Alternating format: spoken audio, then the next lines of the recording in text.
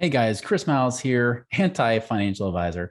Hey guys, I get asked all the time, Chris, what makes your infinite banking method, that Max ROI Infinite Banking, different than others, right? Because there's so many different infinite banking strategies out there, and it seems like everybody's doing it. Everybody claims to have the best, but what makes yours different?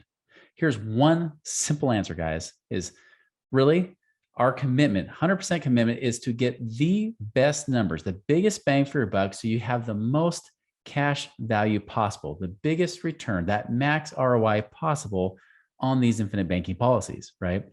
So I want to give you an example because there's a lot of infinite bankers out there. And trust me, I remember in 2006, I met infinite bankers and I thought it was the coolest thing ever, right? I read Nelson Nash's book. I thought it was great. But when it came down to it, the costs were so high that it really wasn't worth it. It was kind of like expensive term insurance, right? Because it took forever to get it. And it was always a someday thing, always someday for retirement. But with the policy that we design here, we try to get to where you can use this money to create a double dip effect on your money, where your money, you can make returns in two places at the same time. So if you want to go invest in real estate, great, which we encourage. You can invest in real estate and have money in here and make money in two places at the same time. If you invest in your business and you have money here, you invest and make money in two places at once, adding more returns, double dipping on that return. That is the huge significant difference. But let me just give you, like, for those that like the numbers, right? Let me give you the numbers of an example of a guy that was I would say he was a good infinite banking type of guy, very successful at it, has done it for years. But there was a drastic difference in how the fees came out that allowed us to do much better. So I'm going to share with you just some of the numbers from the email I sent my clients to give that apples to apples comparison. So the husband, he already had a couple policies with this guy for years, actually. Usually, if somebody's had them for several years, I don't recommend replacing them. But they say, Chris, I want you to look at it anyways. Can you do the numbers? And the numbers shocked me. I was actually shocked that it was this good. And to the point where obviously last year, these guys became my client.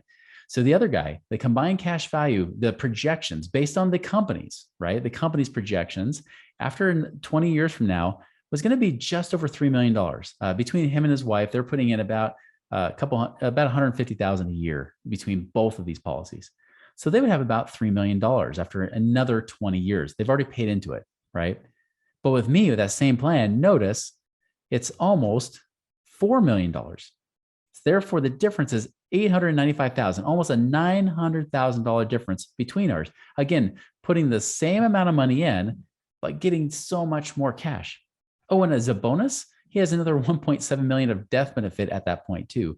By the way, I just go for the minimum death benefit needed to allow the maximum amount of cash to go in. So we get the maximum return on our money, least cost possible to allow the money to grow.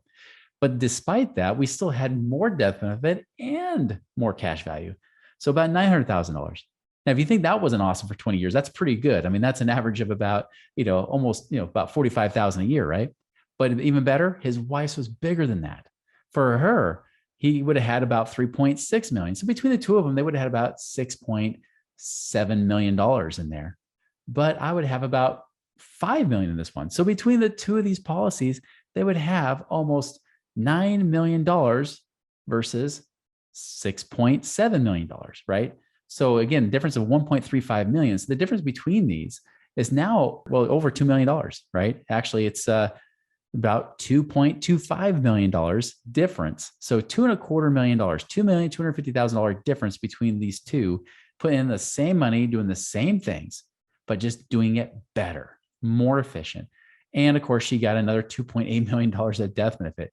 So therefore, $2.25 million more in cash and $4.5 million more in death benefit. Guys, that is the big thing. And that's happened time and time again. And so our commitment, we can't always, I'm not saying we'll always be number one, but we are 100% committed to being number one. And if we aren't number one, we find out we're not, we try to figure out how to make sure we're number one and we'll beat the other guy, right? Because again, it's always about that cash. And here's the big difference too. And this is a bonus for you guys. The biggest difference is this, is that most people, again, want you to put this away for retirement to have something someday. Now, already, just by having $2 million, you can imagine they have a better retirement. But that's not what we're using this for. That could be great.